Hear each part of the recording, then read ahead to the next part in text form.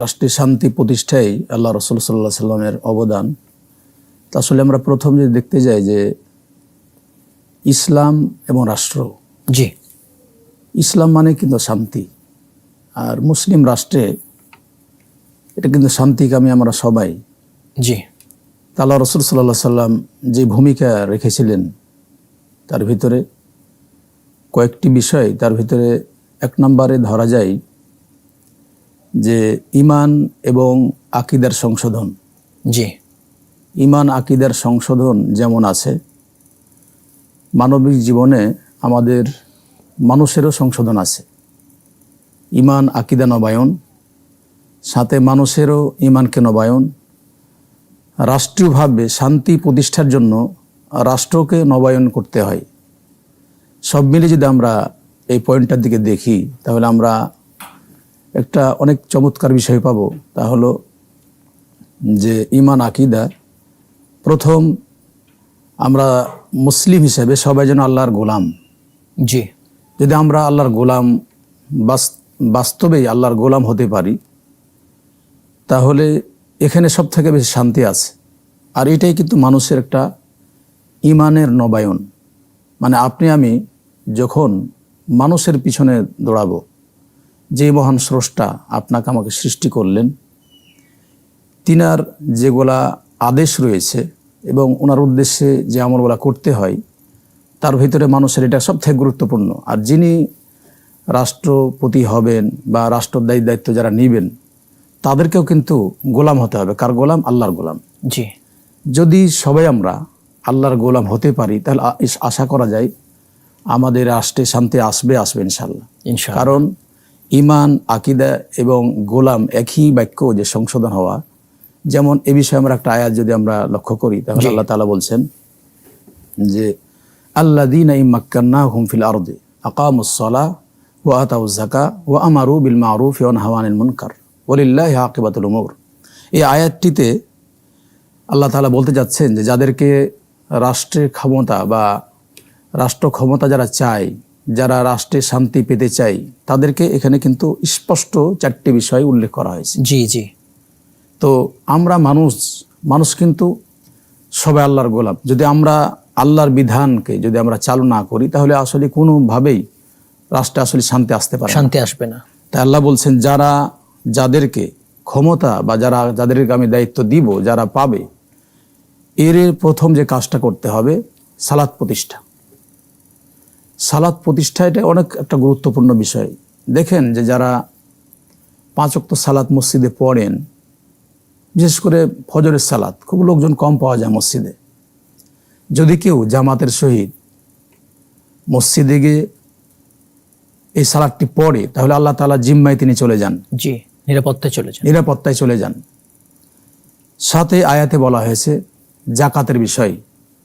রাষ্ট্রীয়ভাবে যদি জাকাতের প্রচলন করা হয়, তাহলে এটা শান্তি আসবে ইনশাল্লাহ। আমাদের দেশে অনেক গরিব মানুষ রয়েছে, যাদেরকে দেখা যায় যে তারা স্টেশনে, বিভিন্ন রাস্তাঘাটে এতিম অসহায়, তারা এখান ওখান তারা কষ্ট পায়, বিপন্ন মানুষ। তো এটা কিন্তু মূলত যারা রাষ্ট্রের দায়িত্ব আছেন, এটা কিন্তু তাদের দেখতেই হবে। এটা একটা শান্তি প্রতিষ্ঠার একটা প্রধান মাধ্যম। এই জন্য আল্লাহ রসুল সাল্লাল্লাহু আলাইহি সাল্লাম এর আমরা জীবনে যদি দেখতে যাই যে কিভাবে শান্তিটা এসেছে। জি উম্মাহাতুল মুমিনিন খাদিজা রাদিয়াল্লাহু তাআলা আনহার কাছে তিনি যখন আসলেন হেরা গুহা থেকে, তখন তিনি বললেন জাম্মিলুনি, আমাকে পর্দা দিয়ে চাদর আবৃত্তি করো। তো তিনি কিন্তু ভয় পেয়েছিলেন। জি জি ওই সময় একটা বাক্য বলেছিলেন উম্মাহাতুল মুমিনিন, যে কোশ্চিন কালেও আপনাকে আল্লাহ তাআলা কাল্লা ওয়াল্লাহি মা ইখজিক আল্লাহ আবাদা, আল্লাহ আপনাকে অপমানিত করবেন না। কারণ আপনি আত্মীয়তা রক্ষা করেন, দরিদ্র অসহায় ইয়াতীম মিসকিন যারা আছে, সম্পর্ক রক্ষা করেন, এদেরকে আপনি হেফাজত করেন, দেখাশোনা করেন। এই জন্য আল্লাহ তাআলা আপনাকে রক্ষা করবেন, হেফাজত করবেন। তাহলে আমরা এই বিষয়টি থেকে যা বুঝতে পারলাম যে আমাদের কিন্তু রাষ্ট্রে শান্তি পেতে হলে আল্লাহ তাআলার বিধিবিধান এবং আমাদের দাস গোলামেতে হতেই হবে। এই বিষয়ে একটা আয়াত আল্লাহ তাআলা বলছেন যে আল্লাযীনা আমানু ওয়া লাম ইয়ালবিসু ঈমানাহুম বিযুলমিন উলাইকা লাহুমুল আমনু ওয়া হুম মুহতাদুন। যারা ঈমান এনেছে এবং তার ঈমানকে জুলুম মিশ্রিত করেনি, এই ব্যক্তিরা দুনিয়াতে যেমন হেদায়েত প্রাপ্ত হবে, শান্তিভাবে জীবনযাপন করবে, পরকালেও তারা জান্নাত পেয়ে সুখময় স্থান জান্নাত পাবে, জি শান্তির স্থান। কিন্তু আসলে আল্লাহ তাআলাই বলে দিয়েছেন বিষয়গুলো, এক একটা বাতলে দিয়েছেন। তো আমরা কিন্তু এই বিষয়গুলো দেখতে পাই যে আল্লাহ রাসূল সাল্লাল্লাহু আলাইহি ওয়াসাল্লাম এগুলো এক একটা বিশাল অবদান। এই অবদানগুলো কিন্তু আমরা অনেক সময় আমরা ভুলে যাই। তো এইখানে যেমন আমরা আকীদার সংশোধন, সাথে সাথে আমরা রাষ্ট্রের সংশোধন, তো সংশোধন যে আমরা করব এই বিষয়ে একটা হাদিস। একটা ফোন নিয়ে আসি। আসসালামু আলাইকুম দর্শক, কে বলছেন, কোথা বলছেন, প্রশ্ন করবেন। আসসালামু আলাইকুম ওয়া রাহমাতুল্লাহ। ওয়া আলাইকুম আসসালাম ওয়া রাহমাতুল্লাহ। আপনার সুজনগর থেকে আব্দুল জব্বার বলছিলাম, ভালো আছেন? জি ভাই ভালো আছে, আপনি ভালো আছেন? বলুন। শায়েখ সহ আপনাদের দুজনকে ধন্যবাদ। জি বলুন। সকালবেলায় এত সুন্দর সুন্দর কথা শোনার জন্য। আসলে মূল কথা, আপনাদের জবান থেকে কিছু ভালো কথা শোনা, আপনাদের মুখখানা দেখার জন্যই আমাদের এই অংশগ্রহণ। জি জাযাকুমুল্লাহ খাইর। জি, প্রশ্ন করি। প্রথম প্রশ্ন হচ্ছে যে আপনি যে আজকে বিষয় শান্তি প্রতিষ্ঠার জন্য রাসূল সাল্লাল্লাহু আলাইহি ওয়াসাল্লাম কি করছেন? দেখেন, নবীজি তো শান্তি প্রতিষ্ঠার জন্য সুদ মানে হালাল মানে হারামকে বাতিল করেছে, পর্দাকে বাতিল করেছে, ছোট বড় ভেদাভেদকে বাতিল করেছে। একজন সাধারণ মানুষও একজন রাষ্ট্রপ্রধান ছিল, তার কাছে যে কোনো জিনিস বলতে সাহস পাইতো। আমরা কি প্রধানমন্ত্রীর কাছে বলতে সাহস পাবো? একজন মন্ত্রীর কাছে যেতে পারবো? এই যে ভেদাভেদ, এই বিষয়ে হুজুর সাহেব অবশ্যই বলবেন। তখন নবীদের সাথে যেভাবে মানে খোলামেলা কথা বলতে পারতো, কাছে যেতে পারতো, আর নবীজিও মানুষকে সেইভাবেই দিতেন, দিক নির্দেশন দিতেন। এখন কিন্তু আর সেটা নাই, ইসলামটা কত দূরে চলে গেছে, প্রথম। আর 2 নম্বর হলো, এই যে আমি এটা আপনাদের অনুষ্ঠানের নাম বলবো না, অনুষ্ঠানে শুনেছি যে নবীজির চাচা, সম্ভবত চাচাই আব্বাস রাদিয়াল্লাহু আনহু, সুদের সাথে ট্রানজিকশনের সাথে সম্পৃক্ত ছিল। নবীজির শেষ ভাষণে এই সুদকে কবরস্থ দেয়, আর চাচা আব্বাস রাদিয়াল্লাহু আনহু সুদকে ওই জায়গায় বাতিল করে দেয়। আর আমি যদি সমাজে যা বলি নবীজি চাচা সুদের সাথে সম্পৃক্ত ছিল, আমার তো মারতে তৈরি। আসলে এটা কতটা সত্য? 2 নম্বর। আচ্ছা, 3 নম্বর প্রশ্ন হচ্ছে, আমাদের মসজিদে মনে করেন যে ইমাম সাহেব ছুটিতে গেছে, আরেকজন সাবেক ইমাম সাহেব আছে, উনি মাজুর হয়ে গেছে। উনি সকালে একটু কোরআন এবং হাদিস সম্বন্ধে কথা বলতে নিছে, উনি তো জোরে বলতে পারেন না। এই জোরে না বাড়ার ধরুন মসজিদে অনেকে বাড়া চলে গেলে, অনেকে আওয়াজ লাগা নিল যে শোনা যায় না। আমি বললাম যে দেখেন, আল্লাহ বলছে লাল রকম অঞ্চিত, মানে চুপ করে থাকতে করেছে। এই কথাটা আমরা কাছে শুনছি, আঞ্চিত মানে চুপ থাকো, যখন কিছু বলা হয় শ্রবণ করো, চুপ থাকো। আপনারা চোখ দিয়ে শুনতে পারতেন, শোনা যায় না। হ্যালো, বুঝতে পেরেছি, আমাদের সাথেই থাকবেন, ইনশাল্লাহ জবাব পেয়ে যাবেন। শেখ, আমরা জবাবগুলো দিয়ে ইনশাল্লাহ হাদিস শুনবো। এই যে ইসলামী যে শাসনকালগুলো ছিল, সোনালী সময়গুলো ছিল, রাষ্ট্রপ্রধানের সাথে সবাই দেখা করতে পারতো, কথা বলতে পারতো। এখন দেখতে পায় না, কথা বলতে পারে না, যেতেই পারে না মন্ত্রীদের কাছে, প্রধানমন্ত্রী দূরের কথা। ইসলামে আসলে সৌন্দর্য, ইসলামী খলিফা কখন হলে এটা আবার ফিরে আসবে। জি জি, আসলে বিষয়টা হলো এরকম যে যদি কারো আল্লাহর ভীতি থাকে, আল্লাহ ভীতি অর্জন করতে চাই, তাহলে কিন্তু এটা সম্ভব। কারণ আমরা আল্লাহ রাসূল সাল্লাল্লাহু আলাইহি ওয়াসাল্লামের অবদান থেকে একটা পাই। আবু উমামা বাহিলি এই বিষয়ে একটা বলছেন, একজন যুবক আল্লাহ রাসূল সাল্লাল্লাহু আলাইহি ওয়াসাল্লামের কাছে আসলেন। এর প্রথমে বলছেন যে আপনার কাছে আমি জিনার অনুমতি চাই। এই কথা বললে আল্লাহ রাসূল সাল্লাল্লাহু আলাইহি ওয়াসাল্লামের সাথে যারা ছিলেন তাকে আঘাত করার জন্য তারা প্রস্তুত। জি, এই মুহূর্তে আল্লাহ রাসূল সাল্লাল্লাহু আলাইহি ওয়াসাল্লাম বললেন, তারে ছাড়ো, আমার কাছে আসতে দাও। ও যুবক আসলে আল্লাহ রাসূল সাল্লাল্লাহু আলাইহি ওয়াসাল্লাম বললেন যে তোমার কি আম্মা নাই? জি আছে। তোমার ফুফি আছে? জি আছে। তোমার পরিবার আছে? জি আছে। তোমার মেয়ে আছে? জি আছে। তো তিনি এই কথা, অনেক কথা তার ভেতর বলতে চাইলেন। আচ্ছা বলো তো, তোমার মায়ের সাথে কেউ জেনা করুক, তুমি কি চাও? তবে যে আল্লাহর কসম, আমি কোনোদিন চাই না। এরপরে তিনি সুন্দর করে বুঝিয়ে দিলেন যে তুমি যদি না চাও তাহলে অন্যরাও তার মার সাথে কেউ জেনা করে, এটা চাই না। দেখেন, আসলে আল্লাহ রাসূল সাল্লাল্লাহু আলাইহি ওয়াসাল্লাম ওই সময়, কারণ ওখানে ছিল হলো ন্যায়নিষ্ঠা, ইনসাফ ছিল, কারোর প্রতি জুলুম করা হতো না। যদি কোনো ব্যক্তি কারোর প্রতি জুলুম না করে তাহলে নিশ্চিত আল্লাহর পক্ষ থেকে সে শান্তি পাবে। তা আল্লাহ রাসূল সাল্লাল্লাহু আলাইহি ওয়াসাল্লাম তার জন্য দোয়া করে দিলেন, আল্লাহুম্মা তাহির কলবা, হে আল্লাহ তার অন্তরকে পবিত্র করো, ওয়াহসিন ফারজা, তার লজ্জা স্থানকে হেফাজত করো, ওয়াগফির যামবা, তার পাপগুলা ক্ষমা করে দাও। তাহলে আমরা কিন্তু একটা দৃষ্টান্ত পেয়ে গেলাম যে রাষ্ট্রে শান্তি আসার জন্য আর একটা ইনসাফপূর্ণ বিচার করা, জি জি, এটাই কিন্তু তার প্রমাণিত হয়। এই জন্য আমাদের আসলে যারা রাষ্ট্রপ্রধান হবেন তারাও যদি ইনসাফ আমরা বিচার করতে পারি, তাহলে এর সাথে সাথে আমরা সবাইকে যদি এই মন মানুষ উঠাইতে পারি, তাহলে কিন্তু কেউ কোনো সময় ভয়ে থাকে না। আর এটা করা উচিত। একজন প্রজা রাষ্ট্রপ্রধানের সাথে দেখা করতেই পারেন, এই সুযোগ অবশ্যই, দেওয়া অবশ্যই উচিত। এটা করবে, কারণ যে সপ্তাহে একদিন হলো ব্যবস্থা করা উচিত। খোলাফা রাশিদিনের বিষয়গুলো জি জি, আল্লাহ রাসূল সাল্লাল্লাহু আলাইহি ওয়াসাল্লাম যেমন করেছেন, উমর বিন খাত্তাবের কাছে ডাইরেক্ট তিনি যেতেন এবং তিনি মানুষের খোঁজ খবর নিতেন। আবু বকর, ওসমান, রাষ্ট্রপ্রধানই বের হবে জি জি, রাষ্ট্রপ্রধান বের হয়ে তিনি জনসাধারণের খোঁজ খবর নিতেন। নেওয়ার জন্য। যদি এইভাবে তারা আন্তরিক থাকে তাহলে নিশ্চিত আল্লাহ তাআলার পক্ষ থেকে ওনারা রহমত পাবেন, বরকত পাবেন, সাথে সাথে রাষ্ট্রের শান্তি বর্ষিত হবে এবং একে অপরের জন্য দোয়া করবেন। জি জি, কারণ যে এই দোয়া শান্তির ক্ষেত্রে অন্য একটা বাণী আল্লাহ রাসূল সাল্লাল্লাহু আলাইহি ওয়াসাল্লাম, যেমন আমরা এই ক্ষেত্রে সব থেকে রাষ্ট্রের জন্য প্রধান একটা বিষয় যে নাই ইনসাফপূর্ণ আপনার শান্তি প্রতিষ্ঠার জন্য নাই ইনসাফপূর্ণ বিচার ফায়সালা করা, যদি এগুলো করা হয় করতে হবে। এই বিষয়ে আপনার ঈসা আলাইহিস সালাম যখন তিনি আসবেন, দুনিয়াতে আসবেন, আল্লাহ তাআলার পক্ষ থেকে যখন তিনি আসবেন, অবতীর্ণ হবেন, ওই সময় কিন্তু প্রথম বলা হয়েছে হাকামান মকসিতা, মানে তিনি আর কাজটি হবে সর্বপ্রথম যে কাজটি, তিনি ন্যায় বিচার প্রতিষ্ঠা করবেন। ন্যায় বিচার প্রতিষ্ঠা করবেন। ন্যায় বিচার প্রতিষ্ঠা করা আপনার এই রাষ্ট্রের শান্তি আসার একটা সব থেকে উঁচু একটা মর্যাদার একটা বিষয়। এই জন্য যারা রাষ্ট্রপ্রধান হবেন তাদেরকে বিনয়ী যেমন, সাথে সাথে আন্তরিক, সাথে সাথে যেমন নিজের কল্যাণ চাই, আমরা অপরের জন্য কল্যাণ চাবো। কারণ আমরা এই বিষয়ে একটা হাদিস জানি যে আল্লাহ রাসূল সাল্লাল্লাহু আলাইহি ওয়াসাল্লাম বলছেন, যদি কেউ দায়িত্ব পাওয়ার পরে, যদি দায়িত্ব পাওয়ার, হাদিসটা এইভাবে গাছ শব্দ এসছে, যদি তিনি ধোঁকা দেন, তাদের ঠিকভাবে আমানতদারিতা ঠিকভাবে আদায় না করেন, তাহলে ইল্লা হারামাল্লাহু আলাইহি জান্নাত, তার জন্য জান্নাত হারাম হয়ে যাবে। আবার তিনি যদি নাইনসাফপূর্ণ বিচার করেন, ইমাম আদেল বলা হয়েছে যে যাদেরকে আল্লাহ তাআলা 7 ব্যক্তিকে আরশে ছায়াতে দান করবেন, তার ভিতরে একটা ইমামুন আদিলুন। তাহলে কত বড় ইমাম আদিলেন এখানে সর্বপ্রথম যিনি রাষ্ট্রপ্রধান, কত বড় একটা তার মর্যাদা। হাসান, আমরা পরের প্রশ্নে যাব। রাসূলুল্লাহ সাল্লাল্লাহু আলাইহি ওয়াসাল্লাম চাচা আব্বাস রাদিয়াল্লাহু আনহু সুদের সাথে জড়িত ছিলেন পূর্বে?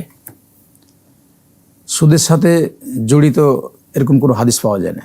সুদের কারণ যে তিনি ডাইরেক্ট আল্লাহ রাসূল সাল্লাল্লাহু আলাইহি ওয়াসাল্লামের দোয়া পেয়েছেন, তিনি যে দোয়া পেয়েছেন তার জন্য দোয়া করা হয়েছে, আল্লাহ ফাক্কিহু ফিদ্দীন ওয়া আল্লিমহু তা'বীল। তিনি কি করে সুদের সাথে জড়িত হন? ইবনে আব্বাস রাদিয়াল্লাহু আনহু, তার বাবার কথা বলা হচ্ছে। আব্বাস রাদিয়াল্লাহু আনহু জাহিলিয়াত যুগে সুদের সঙ্গে ছিলেন কিনা? সুদ হারাম হওয়ার আগে, জাহিলিয়াত যুগের আগে অনেকে অনেক কিছু করতেন, এটা ইসলাম গ্রহণের পরে যেটা হবে না সেটাই, তার ইসলাম গ্রহণ যখন জানলেন তখন তো এটা আর হবে না, সবগুলো ছেড়ে দিচ্ছে। হ্যাঁ জি, সবগুলো আছে। কারণ যে ওই সময় সুদ ছিল, তারপরে যখন এটা আল্লাহ রাসূল সাল্লাল্লাহু আলাইহি ওয়াসাল্লাম বাজারে এখানে ওখান আহাল্লাল্লাহুল বাই'a ওয়া হাররামা রিবা আয়াত যখন নাজিল হলো, তখন এর পূর্বে সুদ ছিল, কিন্তু পরে যখন জানলেন তারপরে সবাই ত্যাগ করলেন। যদি একটা জিনিস হারাম হওয়ার পূর্বে কিছু করা হয় তাহলে এটা কিন্তু ওই সুদ হিসেবে ধরা হয় না, ওটা হারামের পূর্বে। কারণ সাহাবীদের জীবনে রয়েছে যে তারা এক সময় তারাও মদ পান করতেন। জি জি, মদ পান করতেন, যখন আল্লাহ রাসূল সাল্লাল্লাহু আলাইহি ওয়াসাল্লাম সেটা হারাম করলেন তারপর আর পান করতেন না। এটা ছিল হারাম হওয়ার পূর্বে। হারাম হওয়ার পূর্বে এটা ছিল আব্বাস রাদিয়াল্লাহু আনহু, ব্যাপারে আমরা জানতে পারি। তো সেটা আসলে হারামের পূর্বে তো। জি জি, তাহলে এটা হারাম, ওটা আমাদের আলোচনা করার এখন সুযোগ নেই। জি জি, এটা আমার সুযোগ, এটা হারাম ক্ষমা করে দিয়েছেন সাহাবী হিসেবে। এবং আমরা যদি অজান্তে কিছু করি তাহলে আল্লাহ আমাদের ক্ষমা করবেন ইনশাআল্লাহ। কারণ যে যিনি ইসলাম ধর্ম গ্রহণ করেন তার পূর্বে সবগুলো ক্ষমা হয়ে যায়, পূর্বে যে বিষয়গুলো এগুলো তো এমনিতে আল্লাহ ক্ষমা করে দেন। এইজন্য এটা ফোন নিয়ে আসি। আসসালামু আলাইকুম, দর্শককে বলছেন কোথা থেকে বলছেন, প্রশ্ন করবেন। শুনতে পাচ্ছেন? প্রশ্ন করবেন। জি হুজুর। জি বলুন। আসসালামু আলাইকুম হুজুর। ওয়া আলাইকুম আসসালাম ওয়া রাহমাতুল্লাহ। মাসুম কুমিল্লা ধর্মপুর থেকে। জি বলুন, প্রশ্ন করবেন ভাই। প্রশ্নটি কোরআন থেকে সূরা আশ-শুআরা আয়াত 63 অধ্যায় 26। সূরা শুআরা আয়াত 63 অধ্যায় 26। বলুন। মুসা আলাইহিস সালাম সাগরকে 2 ভাগ করেছিলেন। এটা কি মুজিজা বা অলৌকিক ঘটনা বলা যায় কিনা? সূরা আশ-শুআরা আয়াত 63। বুঝতে পেরেছি, আমাদের সাথেই থাকবেন। জি, আমাদের সাথেই থাকবেন। জি দ্বিতীয় বলুন। প্রশ্ন হলো বুখারী শরীফ সহিহ বলছে একজন কাফের এবং মুমিনের মধ্যে পার্থক্য হলো নামাজ। এর মানে কি? এই হাদিসটি সম্পর্কে বলবেন। আসসালামু আলাইকুম। ওয়া আলাইকুম আসসালাম ওয়া রাহমাতুল্লাহ। সেটা আরেকটা ব্যাপার, সেটা হচ্ছে কোন ইমাম সাহেবের যদি কণ্ঠে কোনো প্রবলেম হয়, সে আস্তে কথা বলে, এক্ষেত্রে তার কি কথা বলা উচিত নাকি অন্য কাউকে কথা বলার সুযোগ দেওয়া উচিত? পরের ইমাম বা অন্য কেউ। আমরা একটা ফোন দেবো। আসসালামু আলাইকুম, দর্শককে বলছেন কোথা থেকে বলছেন, প্রশ্ন করবেন। জি প্রশ্ন করবেন। শুনতে পাচ্ছেন? বলুন। প্রশ্ন করবেন, টেলিভিশন ভলিউম কমিয়ে নেবেন। বলুন, আমরা জবাবটা যাই ইনশাআল্লাহ। জি, ইমাম যদি এরকম হয় যে তার সমস্যা আছে, বয়স হয়ে গেছে এরকম, বয়স হয়ে গেছে, তাহলে ওনার ওই স্থান ছেড়ে রাখা দরকার। এই বিষয়ে হাদিসে এসেছে, আল্লাহ রাসূল সাল্লাল্লাহু আলাইহি সাল্লাম বললেন যে ইমাম সাহেব যিনি হবেন, যদি মুসল্লিরা তাকে ঘৃণা করে তাহলে এই পথ ছাড়া উচিত, পথ ছাড়া উচিত। কারণ উভয়ের সমস্যা। আর যার কণ্ঠস্বর নরম হয়ে গেছে বা বলতে পারছে না, নিশ্চয়ই এটা কঠিন। কারণ আবু বকর রাদিয়াল্লাহু তাআলা আনহুকে যখন আল্লাহ রাসূল সাল্লাল্লাহু আলাইহি সাল্লাম পক্ষ থেকে সালাত পড়ার জন্য আসতেন, তিনি আস্তে কথা বলার কারণে উম্মাহাতুল মুমিনিন বারবার বলতেন যে আমার বাবার একটু কণ্ঠটা খুব আওয়াজ অনেক আস্তে হয়, এই জন্য যদি অন্য উমর বিন খাত্তাবকে দেওয়া হতো তাহলে মনে হয় ভালো হতো। তারপর আল্লাহ রাসূল সাল্লাল্লাহু আলাইহি ওয়াসাল্লাম তাকে দিয়েছিলেন, কিন্তু তার তো কণ্ঠ ছিল। আর যার কণ্ঠের সমস্যা বয়স হয়ে গেছে, আছে তাকে দেওয়া উচিত, কারণ এটাই ঠিক। জি জি। আসসালামু আলাইকুম। দর্শক কে বলছেন, কোথায় বলছেন? প্রশ্ন করবেন। জি, প্রশ্ন করবেন। আসসালামু আলাইকুম। ওয়ালাইকুম সালাম রহমতুল্লাহ। বলুন। জি, সাভার থেকে বলছিলাম স্যার, খন্দকার ফরিদ। বলুন ভাই, বলুন, আপনার প্রশ্ন করবেন। আমি ওই আমার নামে ধরেন একটা সম্পদ আছে, এটা কেনা। আচ্ছা। তা আমি আমার সন্তানকে ওটা লিখে দিতে চাচ্ছি। হ্যাঁ। এখন ওই সম্পদটা কি ধরেন যে অন্য কোনো মালিকানা যদি থাকে, সেই ক্ষেত্রে আমাকে কোনো অপরাধ হবে কিনা? জি, আমাদের সাথেই থাকবেন। জি, আমাদের সাথেই থাকবেন। জি, আমরা আরেকটা প্রশ্নের জবাবে যাবো ইনশাআল্লাহ। সেটা হচ্ছে ওই যে মুসা আলাইহিস সালাম যখন পার হচ্ছিলেন তার কওমকে নিয়ে বা ইসরায়েলকে নিয়ে, সাগর যে দ্বিভাগ হয়ে গেল লাঠির কারণে, জি জি, মুসা আলাইহিস মুজিজা বলা সালাম, যাবে কিনা? জি, মুসা আলাইহিস সালামকে অনেক মসজিদা দেওয়া হয়েছিল, তার ভিতরে একটা লাঠি, সব থেকে প্রসিদ্ধ আসা লাঠি। তো এটা অবশ্যই মজিজা, কারণ যে যখন তিনি সমুদ্রের পার্শ্বে গেলেন, লোহিত সাগর পার হচ্ছে, জি, তখন তিনি ভয় করছিলেন যে কি করা যায়। তখন আল্লাহর পক্ষ থেকে ওহী এসেছিল যে এটা তোমার লাঠি দেওয়া হয়েছে, তুমি মারো, আঘাত করো। এটা অবশ্যই মজিজা, কারণ মজিজা ছাড়া আপনি যদি বলেন যে রাস্তা হয় 12টা রাস্তা হয়ে গেল, রাস্তা হবে, এটা কঠিন ও জটিল। তো এটা অবশ্যই মজিজা, আর লাঠিটাই মজিজা, আর তার দ্বারাতে যা কাজ করে সেটাও মজিজা। মজিজা। জি, আল্লাহ তাআলা দিয়েছেন, রক্ষা করেছেন বনি ইসরাইলকে, মুসা আলাইহিস সালামকে। জি জি। এরপরে এই যে সালাতের যে গুরুত্ব এখানে বোঝানো হচ্ছে, পার্থক্য মুমিন কাফেরের মধ্যে, ব্যাখ্যাটা একটু করে দেবেন, হাদিসের ব্যাখ্যাটা করে দিবেন। সালাত মুমিনের পার্থক্য, সালাতটা কেন যে এই বিষয়ে আল্লাহ রাসূল সাল্লাল্লাহু আলাইহি ওয়াসাল্লাম বলছেন, মুসলিম মুমিন ব্যক্তি আর মুশরিক কাফেরদের পার্থক্য হলো সালাত। এখন কোনো ব্যক্তি যদি, ওলামাগণ কয়েকটি মত বলেন, তার ভেতর কেউ কোনো ব্যক্তি যদি ওর জীবনে মোট কোনো আমলই না থাকে, ইমাম আহমদ বিন হাম্বল বলছেন জিনসিয়াতুল আমাল, ওর কোনো যদি আমল না থাকে তাহলে উনি দিন থেকে বাইরে। তবে এরকম কিছু মানুষ আছে যারা হয়তো 5 ওয়াক্ত সালাতের ভিতরে বিশ্বাস করে কিন্তু পড়তে পারে না, পড়ে না, বিশ্বাস করে, হয়তো কোনো সময় জুমা পড়ে না, বা 2 ওয়াক্ত পড়ে, 3 ওয়াক্ত পড়ে, একে তাসাহুল, তিনি মুসলিমের ভিতরে, ওকে আমরা দিন থেকে বের করবো না, বা তাওবা করে এই পথে তাকে আসতে হবে। জি জি। আর যিনি একেবারে ছেড়ে দিবেন, তাকে কোরআন সুন্নাহ যা বলছে কুফরি, সরাসরি এটা কুফরি, ডাইরেক্ট কুফরি। এই জন্য আল্লাহ রাসূল সাল্লাল্লাহু আলাইহি ওয়াসাল্লাম বলছেন, মান তারাকা সালাম মুতাআম্মিদান ফাকাদ কাফার, যে ব্যক্তি ইচ্ছা করে সালাত ছেড়ে দিবে তিনি কুফরি করবেন। এই জন্য আমরা সালাত সর্বোৎকৃষ্ট আমল ছাড়া কোনো সুযোগ নেই। আল্লাহ রাসূল সাল্লাল্লাহু আলাইহি ওয়াসাল্লাম জিজ্ঞেস করছিলেন যে হে আল্লাহ রাসূল সাল্লাল্লাহু আলাইহি ওয়াসাল্লাম, উৎকৃষ্ট আমল কোনটি? তিনি বললেন আস-সালাতুল মাওয়াকিতিহা, সময় মতো সালাত পড়া। মানুষের জীবনে সর্বশ্রেষ্ঠ একটি আমল হচ্ছে যেটা হলো সালাত। সালাতের মাধ্যমে মানুষ শান্তি পায়। সালাত যদি প্রতিষ্ঠা করা হয় রাষ্ট্রীয়ভাবে, তাহলে এটা একটা সবথেকে উৎকৃষ্ট কাজ, এবং সৎ কাজের আদেশ, অন্যায় কাজ থেকে নিষেধ করা, শান্তি প্রতিষ্ঠার একটা মাধ্যম। আমরা বিরতি নেব ইনশাআল্লাহ। দর্শক, আপনারা দেখছেন নাগরিক টিভি প্রাচ্যক আয়োজন জানাবো ইসলাম সমাধান। সময় হলো ছোট্ট বিরতি, একটু পরে ফিরবো, আমাদের সঙ্গে থাকবেন ইনশাআল্লাহ।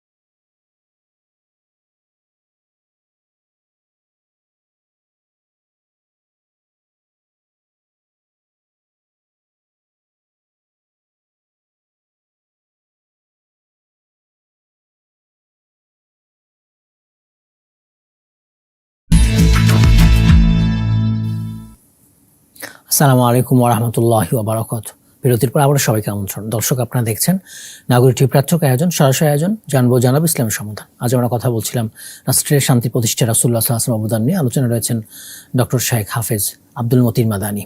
আমাদের আরেকটা প্রশ্ন ছিল, এক ভাই সম্পদ কিনেছেন, তার ছেলেকে লিখে দিতে চাচ্ছেন অন্য ওয়ারিসদের বঞ্চিত করে, আসলে এটা জায়েজ হবে কিনা, বা ওয়ারিস না থাকলেও তার লিখে দেওয়া জায়েজ হবে কিনা? আসলে বিষয়টা যদি ওয়ারিস থাকে, এটা তো এমনিতেই আমরা বলছি এটা হারাম, এটা কোনো মতে লেখা দেওয়া যাবে না। আর যিনি বলছেন না তো জানি না যে ওনার ছেলে মেয়ে হবে কি হবে না, কারণ এটা ওকে বলতে পারবে না। জি জি, এই জন্য আসলে কোরআন এভাবে লিখে দেওয়া ঠিক না, আসলে জীবিত বলছে তা মানুষের মৃত্যুর পরে সেটা বন্টন করাটাই সেটা বেটার হবে। আপনি আপনার সম্পদ দুনিয়াতে ভোগ করে যান, জি, মৃত্যুর পরে এমনিতে সে পেয়ে যাবে, ওয়ারিস হিসেবে পেয়ে যাবে। জি, ওয়ারিস যিনি তিনি এমনি পেয়ে যাবেন। তাহলে আপনি যিনি মালিক, ইনি মূলত আল্লাহর কাছে ধরা খাবেন না। আর যদি কোনো বঞ্চিত করেন, আর বঞ্চিত করা হলে পরকালে তার জন্য এটা বান্দার হক নষ্ট করা হয়, হক নষ্ট করা হয়, তার জন্য কঠিন ও জটিল আছে। হ্যাঁ, অনেক সময় তো অনেকে বলে যে আমরা আর তো কেউ নেই, আমরা হয়তো সবাই মিলেমিশে, এবং লিখে দিলে পরে ছেলে দেখবেও না, বিপদে পড়ে যাবে তখন। বিপদ, এই ঘটনা ঘটে, বাস্তব ঘটনা ঘটে এগুলো। জি জি, এগুলো থেকে দূরে থাকতে পারলে আমাদের জন্য কল্যাণ। আল্লাহর বিধান আসলে লঙ্ঘন করলে শান্তি আসবে না, আসলে কোনো জায়গাতে আসবে না। যে আমরা আলোচনা যাবো ইনশাআল্লাহ। জি জি, আরো যে আমরা শান্তি প্রতিষ্ঠায় আমরা যা দেখছি, আল্লাহ রাসূল সাল্লাল্লাহু আলাইহি ওয়াসাল্লাম নবুয়তের পূর্বে তিনি রাষ্ট্রে যে এই বিষয়টা আমরা যদি লক্ষ্য করি, তিনি একটা সম্মিলিতভাবে রাষ্ট্রে শান্তি আসার জন্য সংঘবদ্ধভাবে কাজ করা, মানে সবার পরামর্শ নিয়ে। এই জন্য তিনি কিন্তু নবুয়তের পূর্বে হেলফুল ফুজুল করেছিলেন, সংঘ প্রতিষ্ঠা করেছিলেন, যার মাধ্যমে কিন্তু তার উদ্দেশ্য ছিল যে অন্যায় যা করবে অন্যায়ের প্রতিরোধ করা। এখানে ন্যায় কাজের, ন্যায়নিষ্ঠা, সৎ ব্যক্তি যারা আছে এদের মাধ্যমে, সৎ ব্যক্তিদের মাধ্যমে একটা সংগঠন এবং এর মাধ্যমে দাওয়াতি কাজ করা। তো এটাও কিন্তু একটা অনেক বড় চমৎকার একটা বিষয় যে আমরা যারা রাষ্ট্রপ্রধান হবেন, ক্ষমতা না পেয়ে এটা করেছেন। জি জি, ক্ষমতা না পেয়ে এটা করেছেন। তো এটা কিন্তু আমরা অন্যরাও করতে পারি। যেমন আমাদের দেশে বিভিন্ন সংগঠন আছে, ওনারা যদি কোরআন সুন্নাহ অনুযায়ী কাজ করেন তাহলে নিশ্চিত তারা নেকি পাবেন, এবং তারাও দেশে শান্তি প্রতিষ্ঠার একটা অবদান রাখবেন। হ্যাঁ, আর বিশেষ করে যারা আপনার রাষ্ট্রপ্রধান হবেন, এরাও কিন্তু যেমন আপনার মন্ত্রী আছে, যারা আপনার সাথী যারা আছেন, এদের পরামর্শের সাথে সাথে আলেমোলামা, বিজ্ঞ আলেমোলামা রয়েছেন দেশে, এদের কিন্তু পরামর্শ নেওয়া দরকার। এবং শুধু ব্যক্তিগত কাউকে সাম্প্রদায়িকভাবে এর ডাকলাম এটা কিন্তু না। আসলে আপনাকে জানতে হবে রাষ্ট্রপ্রধানের দায়িত্ব যে যাচাই বাছাই করা, যাচাই বাছাই করেই কিন্তু কথা বলতে হবে। একজন বলেই শুনে নিলে বলবো এটা কিন্তু না। কোরআন সুন্নাহ সবার মাঝে আছে। আমরা যদি মুসলিম রাষ্ট্র, 90% আমরা মুসলিম রাষ্ট্রে, যদি আমি কোরআন না বুঝতে পারি, হাদিস না বুঝি, এটা যদি কে একজন বললো একটা কথা যদি আমরা না বুঝি, তাহলে এটা আমাদের ব্যর্থতা। এই জন্য আল্লাহর বিধান রয়েছে, এই বিধান অনুযায়ী আপনাকে আমাকে বুঝতে হবে, সে অনুযায়ী কাজ করতে হবে। সাথে সাথে আল্লাহ রাসূল সাল্লাল্লাহু আলাইহি ওয়াসাল্লামের আর একটা বিষয় আমরা দেখি, মদিনা সনদ তিনি করেছিলেন। জি জি, মদিনা সনদ প্রথম যে লিখিত সনদ, সেখানে যা ঐতিহাসিকবিদ যারা বলেন 47টি পয়েন্ট ছিল। তো এই উদ্দেশ্যই ছিল যে এখানে তাওহীদ প্রতিষ্ঠা করা, শিরক মুক্ত আমল করা, সাথে সাথে কোনো কাউরি সাম্প্রদায়িক এখানে না থেকে সবার প্রতি ন্যায়ইনসাফপূর্ণ কাজ করা। যে যে বিচার পাবে, ওই সময় কেউ ইহুদি, নাসারা, খ্রিস্টান, বৌদ্ধ, মুসলিম এই যদি করা হয় ন্যায়ইনসাফপূর্ণ, তাহলে কিন্তু কেউ চাইবে না, এমন কেউ নাই যে বলবে না যে আমি ইসলামী রাষ্ট্র বা খিলাফত আমরা চাই না। আসলে খিলাফত যে কথাটা আমরা শুনছি বা দেখছি, এটা ভয় পায়, আসলে ভয় না, এটা ভয়, আসলে ভয়ের কিছু না। এইখানে শান্তি দিতে পারে, নিরাপত্তার জায়গা, এটা নিরাপত্তার জায়গা। আমরা যদি অতীত দেখি আল্লাহ রাসূল সাল্লাল্লাহু আলাইহি ওয়াসাল্লামের যুগে, তারপরে খোলাফায়ে রাশিদিনের যে যুগে, ওই সময় কিন্তু এটাই ছিল। এবং তারা ন্যায়ইনসাফপূর্ণ এবং মানুষের কাছে গিয়ে তারা তাদের দায়িত্ব পালন করতেন, সাথে সাথে যাকাত আরো যেগুলো আছে, জুলুম অত্যাচার ত্যাগ করতেন। তাই আমরা যখন যে ক্ষমতায় আমরা যাই, আমরা খবরদারি কাজ আমরা করব না, কারণ আল্লাহ বলছেন ইন্নামাল মুমিনুনা ইখওয়া, আমরা মুসলিম মুমিন ভাই, পরস্পর ভাই ভাই। আমরা কারোর প্রতি উনি এই দল করেন, এই সংগঠন করে, এই জন্য আমি ক্ষমতায় আসলে তার প্রতি জুলুম করব, এটা কিন্তু আসলে ইসলাম শরীয়তে বলে না। আল্লাহ রাসূল সাল্লাল্লাহু আলাইহি ওয়াসাল্লাম কারোর প্রতি জুলুম করতেন না, কোনো সময় করেননি। আল্লাহ তাআলা নিজেই বলছেন ইয়া ইবাদি ইন্নী হারামতু যুলমা আলা নাফসি, আল্লাহ তাআলা নিজে বলছেন আমার উপর, নিজের উপর, বান্দার উপর জুলুম করা হারাম করেছে। তো এই যে মদিনা সনদে কিন্তু তাই আমরা পেয়েছি যে আল্লাহ রাসূল সাল্লাল্লাহু আলাইহি সাল্লাম সবার মাঝে না ইনসাফ এবং সবার মাঝে যাতে কল্যাণ পাই, যেমন যিনি প্রধান তিনি শান্তিতে থাকবেন, সাথে সাথে যারা অন্য যারা আছে জনগণ জনসাধারণ এরাও শান্তি থাকবে। এই জন্য আমরা একটা হাদিস স্পষ্ট আমরা বলতে পারি, তামিম আদ-দারিমি তিনি বলছেন যে আল্লাহ রাসূল সাল্লাল্লাহু আলাইহি সাল্লাম বললেন যে আদ-দীন নাসিহা, দিনটা হলো নসিহত। নসিহত অনেক একটা চমৎকার বিষয়, যে নসিহতের মাধ্যমে যেমন আপনার পরিবার শান্তিতে থাকবে, আপনার সমাজ শান্তিতে থাকবে, অনুরূপভাবে রাষ্ট্রীয় শান্তি পাবে। যা দিন নাসিহা, তো কিসের জন্য? লিল্লাহি, আল্লাহর জন্য। আল্লাহর জন্য নসিহতটা কি? যে আল্লাহর জন্য আপনি ইবাদত করবেন, আল্লাহর গোলাম, আল্লাহর সাথে শিরকি কাজ করবেন না। আল্লাহ তাআলা বলছেন নয়াতে, ওয়ালিমান খাফা মাকামা রাব্বিহি জান্নাতান, যে ব্যক্তি আল্লাহর সাথে সাক্ষাৎ করবে, আল্লাহর দেখা পাবে, এজন্য ভয় করে, তার জন্য 2টি জান্নাত রয়েছে। 2টি জান্নাতের নসিহত করলেন কি আয়াতে? ইবনে কাসির বলছেন যে ব্যক্তি তাওহীদ প্রতিষ্ঠার জন্য কাজ করে, সৎ কাজের আদেশ করে আর অন্যায় কাজ থেকে মানুষকে বারণ করে, এই ব্যক্তির জন্য আল্লাহ তাআলা 2টি জান্নাত দিবেন। তাহলে দেখেন, আল্লাহর জন্য নসিহত মানে আল্লাহর বিধিবিধানগুলো আপনি মেনে নেবেন, মেনে চলবেন। আমি যেন আল্লাহর দাস, আল্লাহর গোলাম, আর আল্লাহর সাথে অন্য কাউকে শিরক করা যাবে না। 2 নাম্বার বলে কিতাবিহি, আল্লাহর কালাম অনেকে পড়তে যায় না। শান্তির একটা স্থান, যিনি প্রধান হবে, রাষ্ট্রের প্রধান, তিনি যেমন কোরআন পড়বেন, তার পরিবার পড়বে, যারা মন্ত্রী হবেন তারা কোরআন পড়বে, আল্লাহ কোরআন পড়বে, বিধান পড়বে, জানবে। আপনি যদি বলেন যে আমি শরীয়ত সম্পর্কে মানি না, কেউ যদি এই কথা বলেন, আচ্ছা বলেন তো শরীয়তকে মানি না এই কথা যদি কেউ বলেন, তাহলে অটোমেটিকলি ইসলামটা কেটে বের হয়ে যাবে। এই জন্য এইগুলা কথা যারা আমরা না জেনেই বলে, আসলে ইসলাম সম্পর্কে জানে না, এগুলা হয়তো যারা বলেন, আমার মনে হয় যে না জেনে আর কি বলছে, যে হয়তো এত বড় কথা বললে যে আমার এই হবে। তো আমরা এই কথা যাতে কোনোদিন না বলি, তাই আল্লাহর বিধান, আল্লাহর কালাম পড়বো, সেই অনুযায়ী আমল করার চেষ্টা করব, বুঝবো, এটা আপনার জন্য দিন নাসিহা, আল্লাহ রাসূল সাল্লাল্লাহু আলাইহি সাল্লাম বললেন। তারপরে বলছেন ওয়ালি রাসূলিহি, রাসূলের জন্য নাসিহা, আল্লাহ রাসূল সাল্লাল্লাহু আলাইহি সাল্লাম কি দিয়েছেন, কি আদর্শ দিয়েছেন, এটা কিন্তু মানতে হবে আমাদের। তাহলে রাসূল সাল্লাল্লাহু আলাইহি সাল্লামের যদি অবদান আমরা মানি, তিনি শান্তি প্রতিষ্ঠা করেছেন, তাহলে রাসূল সাল্লাল্লাহু আলাইহি সাল্লাম কি বলেছেন সেটা আমাদের মানতে হবে। এই জন্য আল্লাহ তাআলা বলছেন যে কুল ইন কুনতুম তুহিব্বুনাল্লাহ ফাত্তাবিউনি ইউহিব্বুকুমুল্লাহ ওয়া ইয়াগফির লাকুম যুনুবাকুম আল্লাহু গফুরুর রহিম। হে নবী, তুমি বলে দাও, যারা আল্লাহর ভালোবাসা পেতে চায় সেজন্য আমার অনুসরণ করে, তাহলে আল্লাহ তাআলা তাকে ভালোবাসবেন, ক্ষমা করবেন এবং তার পাপরাশিল ক্ষমা করে দিবেন, তিনি ক্ষমাশীল দয়ালু। আর একটা বিষয়, এখানে সরকার আর আমরা জনসাধারণের কথা আছে। ওয়ালা আইম্মাতুল মুসলিমিন ওয়া আম্মাতিহিম, যিনি আইম্মাতুল মুসলিমিন, আমরা 2টা বিষয় জানি, যিনি রাষ্ট্রপ্রধান হবেন ইনাকে বলা হয় ইমাম আযম, ইনি সবার থেকে বড় ইমাম। তাহলে ইমাম কিন্তু ইমামকে নসিহত করা, তার মানে ইমাম সবার কল্যাণ চাইবেন, আর জনসাধারণ তার জন্য আমরা কল্যাণ চাইব, দোয়া করবেন। যেমন আমি মদিনাতে দেখি, সৌদি আরবে, যে সব খুতবাতেই আলেম ওলামাগণ যারা বড় ইমাম, তার মানে রাষ্ট্রপ্রধান, তাদের জন্য দোয়া করেন। আমাদেরও ইমামের উচিত যে রাষ্ট্রপ্রধানের জন্য দোয়া করা, আল্লাহ যেন ওনাকে হেফাজত করে, কোরআন সুন্নাহ অনুযায়ী তিনি যেন দেশটা চালাতে পারেন, রাষ্ট্র পরিচালিত করতে পারেন এবং শান্তি নিয়ে আসতে পারেন। এটা কিন্তু আমাদের দায়িত্ব। আর ওনার দায়িত্ব জনগণ কিভাবে চলছে, তাদের কোথায় সুবিধা, তাদের কল্যাণ কি হবে, তারা কিভাবে নিরাপত্তাভাবে জীবনযাপন করতে পারবে, এটা কিন্তু রাষ্ট্রপ্রধানের দায়িত্ব, কর্তব্য। আর আমার জনসাধারণ আমরা তাদের যেন দোয়া করব, যেন সহজে করতে পারে, সহজে তার কাজগুলো সহজ হয়ে যায়। এটা কিন্তু আল্লাহ রাসূল সাল্লাল্লাহু আলাইহি সাল্লাম থেকে আমরা এই জিনিসগুলো আমরা পাই এবং বিধানগুলো আমরা পাই।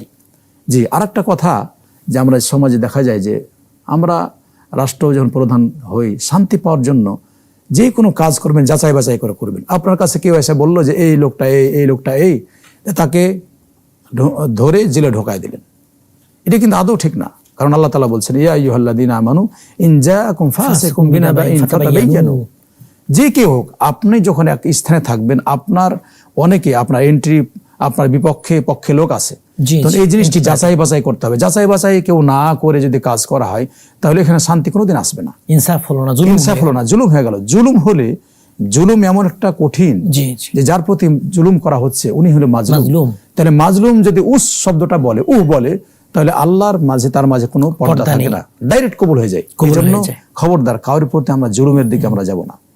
যে জুলুমটাই হলো মানুষের ধ্বংসের একটা কারণ, এই জন্য জুলুমের পথে আমরা যাব না, কারণ জুলুম কোনো মতে এটা কিন্তু সাপোর্ট করে না।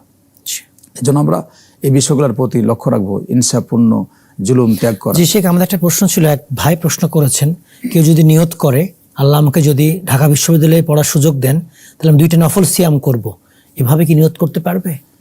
জি, এটা সিয়ামের নজর, এটাকে মানত মান্যতের বলা মতো, হয়। মান্যত। মানত একটা হলো যে মাশরু আর মামনু, শরীয়ত সম্মত মানত। হ্যাঁ, উনি করতে পারেন যে আমি যে ঢাকা ইউনিভার্সিটিতে চান্স পাই 2টি সিয়াম রাখবো, কারণ ওনার উদ্দেশ্য অনেক হয়তো খারাপ নেই, কারণ ও পড়াশোনা করে দিনের খেদমত করতেও পারে। এটা হতে পারে যে 2টি সিয়াম পালন করে ওটা ওসিলা করে উনি দোয়া করলেন, জি, এটা হতে পারে, কারণ এটা আনুগত্যের নজর। যেখানে কিন্তু শর্ত তিনি- জুড়ে দিলেন, তিনি চান্স যদি পেলে আমি সুযোগ যদি পান তাহলে অবশ্যই 2টা সিয়াম রাখবেন। জি জি, আর সিয়াম যেটা নিষেধ সেটা আপনাকে আদায় করতে হবে চান্স পেয়ে গেলে, জি জি, চান্স পেলে অবশ্যই আদায় এটা করতে ওয়াজিব হবে। হয়ে যাবে। ওয়াজিব হয়ে তার জন্য। জি। আর যেটা শরীয়ত সম্মত নয়, যেমন আমাদের দেশে অনেকে হারাম আছে মান্যত করেন, যে আমি যদি মাজারে এগুলো একটা ভালো রেজাল্ট হয় বা একটা ভালো চান্স পাই তাহলে আমি মাজারে একটা খাসি দিব বা সিন্নি দিব, এগুলা শিরকিয়াত, এগুলো আমরা করব না। আসান তাহলে বিরতি নেব আরেকবার। দর্শক আপনারা দেখছেন নাগরিক প্রাচ্যক আয়োজন জানবো জানাব ইসলাম সমাধান। সময় হলো আরেকবার বিরতি, একটু পরে ফিরবো, আমাদের সঙ্গে থাকবেন ইনশাআল্লাহ।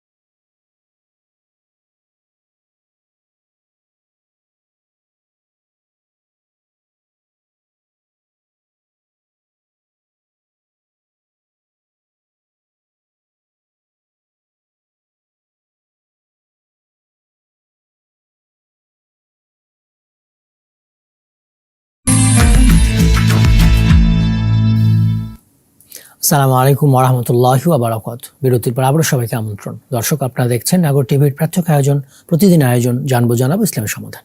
আজ আমরা কথা বলছিলাম রাষ্ট্রের শান্তি প্রতিষ্ঠায় রাসূলুল্লাহ সাল্লাল্লাহু আলাইহি ওয়াসাল্লামের অবদান নিয়ে। আলোচনা রয়েছেন শেখ ডক্টর হাফেজ আব্দুল মতিন মাদানী মুহতারাম, যেমনটা আলোচনা করছিলেন। জি, আমরা আরেকটা যে বিষয় এর আগে বলছিলাম যে জি। যেমন আমাদের ইমান নবায়ন সাথে সাথে রাষ্ট্রের নবায়ন একটা বিষয়। আল্লাহ রাসূল সাল্লাল্লাহু আলাইহি ওয়াসাল্লাম আব্দুল্লাহ বিন আমর বিন আস তিনি বলছেন যে ইন্নাল ঈমান লা ইয়াখলুকু ফি জাওফি আহাদিকুম কামা ইয়াখলুকু আস-সাওবাল খালক ফাসআলুল্লাহ আন ইউজাদ্দিদুল ঈমান। হাদিসটি ইমাম হাকিম তার মুস্তাদরাক গ্রন্থে নিয়ে এসেছেন, ইমাম তাবরানী মুজাম আল কাবির, হাদিস সনদ সহিহ। এখানে এইভাবে বলছেন যে মানুষের ঈমানটা দুর্বল হয়। ঈমান, মানুষের যে ঈমান আছে এটা কিন্তু দুর্বল হয়। দুর্বল যেমনটি মানুষ একটা পোশাক, আপনি নতুন পোশাক পরিধান করেন 2 দিন 3 দিন, তারপরে এটা ময়লা হয়ে যায়, জীর্ণশীর্ণ তারপর আর পড়া যায় পুরাতন না। হয়ে যাবে। হ্যাঁ। তো মানুষের অন্তর ঈমান কিন্তু তাই হয়। যখন আপনার সালাত নেই, জিকির আজকার নেই, আল্লাহকে ডাকা নেই, ইবাদত নাই, আমল সালেহ নাই, গুনাহে জড়িত হচ্ছে, তখন কিন্তু ওনার অন্তরটা মরে যায়। জি, তাহলে ঈমানকে যেমন চাঙ্গা করা, পোশাক যেমন আপনি চান সুন্দর পোশাক চেঞ্জ করেন। হ্যাঁ, আপনার ঈমানকেও চাঙ্গা করতে হবে। এই জন্য আল্লাহ রাসূল সাল্লাল্লাহু আলাইহি ওয়াসাল্লাম বলছেন তোমাদের ঈমানকে চাঙ্গা করো, ফাসাল্লাহ আন ইউজাদ্দিদুল ঈমান। সাথে সাথে যেমন ঈমান নবায়ন, রাষ্ট্রের নবায়ন একটা বিষয় আছে, যে রাষ্ট্রের অনেক জিনিস যেগুলো আছে, যে বিষয়গুলা মানুষের কল্যাণের জন্য না, সাথে সাথে ইসলাম বিরোধী, এই বিষয়গুলোকে আমাদের সংস্কার করতে হবে। আমরা সংস্কার করতে চাই অনেক জিনিস, কিন্তু আসলে বাস্তবে এই জিনিসগুলো আমরা লক্ষ্য করি না। জি জি, সংস্কার। আমরা শুধু দুনিয়ার বিষয়টা এমন একটা জিনিস, মানুষ যখন মৃত্যুর মুহূর্তে চলে আসে তখন কিন্তু সবাই বলেন যে আসলে এই পথটাই ঠিক। একটা ফোন নিয়ে আসি। আসসালামু আলাইকুম, দর্শককে বলছেন, কোথায় বলছেন, প্রশ্ন করবেন।